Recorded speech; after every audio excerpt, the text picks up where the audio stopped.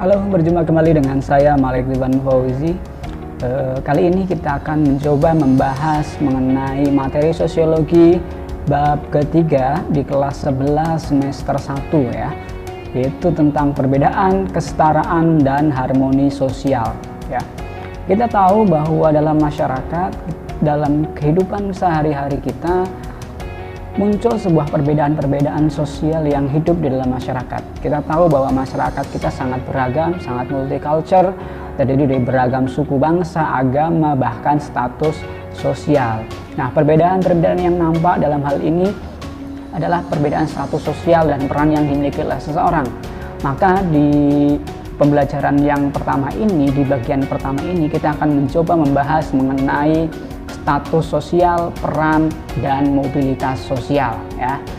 Kita akan membahas apa itu status sosial, apa itu peran sosial, dan bagaimana mobilitas sosial dari seseorang atau individu ya. Baik, kita mulai yang pertama dari status sosial ya. Kita tahu bahwa setiap individu di dalam masyarakat mempunyai status sosial masing-masing. Apa itu status sosial? Nah, status sosial adalah kedudukan seseorang di dalam masyarakat. Artinya posisi seseorang dalam kehidupan masyarakat itu adalah status yang dimiliki oleh seseorang. Contoh misalkan, di dalam masyarakat ada yang punya status sosial sebagai seorang kepala desa, ada yang punya status sosial sebagai seorang pegawai negeri, punya status sosial sebagai pedagang, dan lain sebagainya. Ada yang punya status sebagai seorang pemimpin, ada yang punya status sebagai seorang bawahan, sebagai rakyat, dan lain sebagainya. Itulah yang dikatakan sebagai status sosial. Jadi, tadi saya ulangi lagi bahwa status sosial adalah kedudukan atau posisi yang dimiliki oleh seseorang di dalam masyarakat. Nah, kemudian apa itu peran? Peran sosial. Peran sosial sendiri sangat melekat pada status sosial seseorang ya. Peran itu adalah sesuatu yang diharapkan dari status sosial yang dimiliki oleh seseorang. Jadi hak dan kewajiban seseorang terkait dengan status sosialnya. Itulah yang dikatakan sebagai peran sosial. Contoh misalkan, seseorang yang punya status sosial sebagai seorang pemimpin, maka perannya adalah apa? Perannya adalah memimpin masyarakat, mengayomi masyarakat, dan lain sebagainya. Kemudian ketika ada orang yang mempunyai status sosial sebagai seorang rakyat atau bawahan, maka perannya apa? Perannya adalah menuruti pimpinan dan melaksanakan perintah-perintah dari pimpinan, misalkan seperti itu. Itulah peran sosial. Jadi dapat dikatakan bahwa peran itu melekat pada status sosial. Jadi peran seseorang itu terkait dengan status yang dimiliki orang tersebut. Nah, itulah status dan peran sosial. Ya, baik. Seperti yang tadi saya katakan bahwa status itu setiap orang mempunyai status sosial.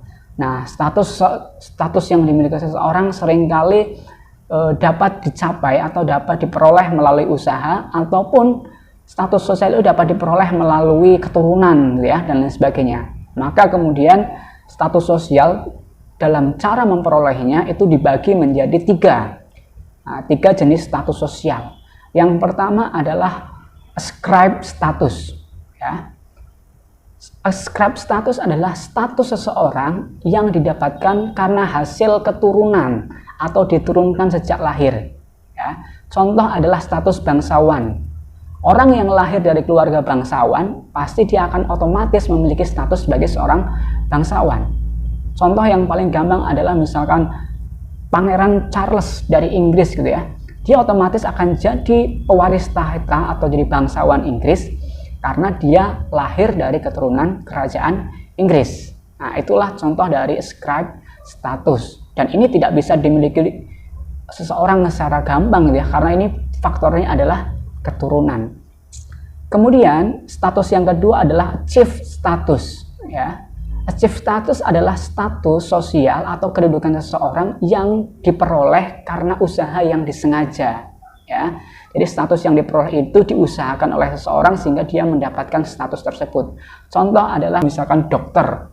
Dokter itu bukan karena keturunan, tapi dokter karena diusahakan. Dia orang belajar, kuliah, kemudian mendapatkan ilmu, dan kemudian menjadi seorang dokter. Nah, kemudian misalkan contoh yang lainnya lagi, misalkan menjadi seorang guru gitu ya.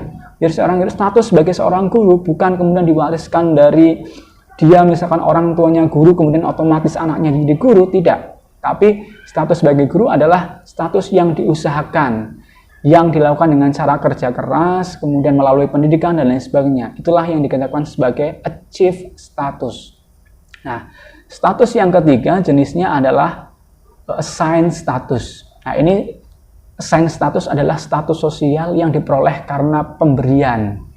Ya, biasanya pemberian ini didasarkan pada penghargaan atas jasa-jasa yang telah dilakukan oleh seseorang.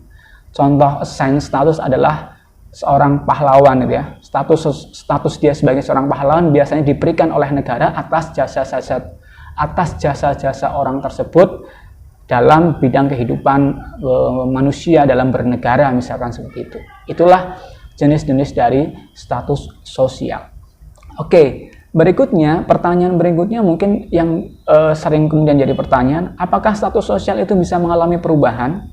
Nah, apa kemudian misalkan orang tua yang miskin, kemudian anaknya otomatis akan miskin, atau bisa jadi orang kaya? Dalam kehidupan yang real, dalam realitasnya banyak sekali terjadi pergerakan atau perubahan status-status sosial. Nah, oleh karena itu, kali ini kita akan lanjutkan dengan pembahasan mengenai mobilitas sosial, ya. Mobilitas sosial itu adalah perubahan atau perpindahan status sosial seseorang dari status sosial tertentu ke status sosial yang lain.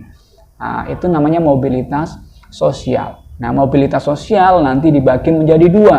Ada mobilitas vertikal dan mobilitas horizontal. Mobilitas vertikal adalah perpindahan status sosial seseorang dari status sosial yang rendah menuju ke status sosial yang lebih tinggi. Misal, seorang yang tadinya miskin karena berusaha keras, kemudian rajin bekerja, rajin belajar dan sebagainya, kemudian menjadi orang kaya. Mobilitas sosial vertikal, artinya naik. Nah, tapi mobilitas sosial vertikal juga tidak hanya sekedar naik, tapi juga ada mobilitas vertikal turun. Nah, contohnya adalah misalkan ada orang kaya yang kemudian karena bangkrut, karena usahanya gagal dan sebagainya, akhirnya dia jatuh miskin. Nah, maka kemudian dia mengalami mobilitas vertikal menurun. Nah, itu namanya mobilitas atau social sinking. Kalau tadi yang naik adalah mobilitas social climbing. Selain mobilitas vertikal, juga ada jenis mobilitas yang lain, yaitu mobilitas horizontal, yaitu perpindahan atau perubahan status seseorang dari status sosial tertentu ke status sosial yang lain, tapi masih sederajat. Artinya tidak lebih tinggi atau tidak lebih rendah. Contoh misalkan seorang guru dari SMA 1 Kendal yang pindah ke SMK Negeri 1 Kendal misalkan. Dia mengalami perpindahan, tapi status sosialnya masih sama. Tidak lebih tinggi, tidak lebih rendah. Atau misalkan polisi di daerah Kendal misalkan dipindahkan ke Batang. Nah, misalkan ya dia mengalami mobilitas sosial, tapi karena statusnya tetap sebagai seorang polisi, maka dia mengalami mobilitas, tapi mobilitas horizontal. Nah, jadi seperti itu.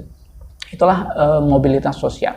Selain itu, mobilitas sosial juga mempunyai jenis lagi, gitu ya, berdasarkan generasi.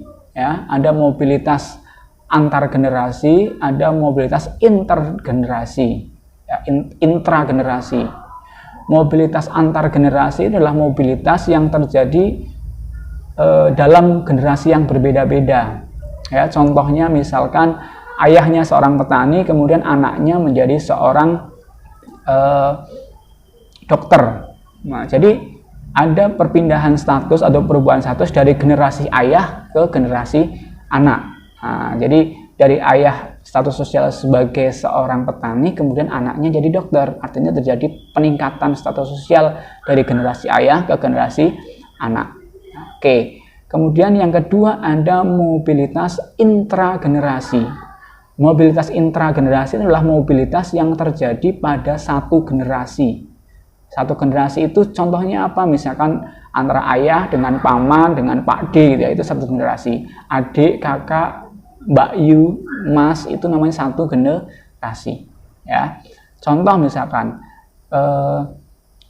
ayah kalian misalkan seorang guru, kemudian paman kalian adalah seorang presiden misalkan. Artinya terjadi mobilitas intragenerasi naik gitu ya.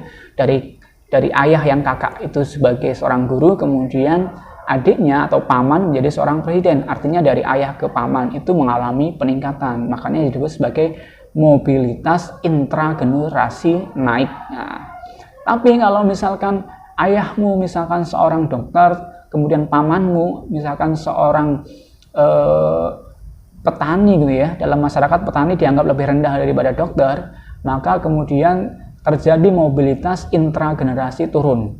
Karena ayahmu sebagai kakak itu lebih tinggi dibandingkan paman sebagai adiknya ayahmu. Ya. Oke, itu namanya mobilitas intragenerasi turun. Ya. Oke, jadi demikian ya pembelajaran hari ini tentang status sosial, peran sosial, dan mobilitas sosial. Jadi sekali lagi bahwa status sosial yang dimiliki seseorang bisa diusahakan seseorang yang hari ini statusnya misalkan rendah bisa berupaya untuk menaikkan status sosialnya dengan melakukan mobilitas sosial naik. Tapi status sosial juga bisa mengalami penurunan ketika kemudian tidak bisa memanfaatkan proses mobilitas sosial yang ada di masyarakat ya. Oke, saya pikir itu saja untuk pembelajaran kali ini, mudah-mudahan dipahami. Nanti di video berikutnya kita akan membahas mengenai diferensiasi sosial dan stratifikasi sosial. Baik, terima kasih semuanya.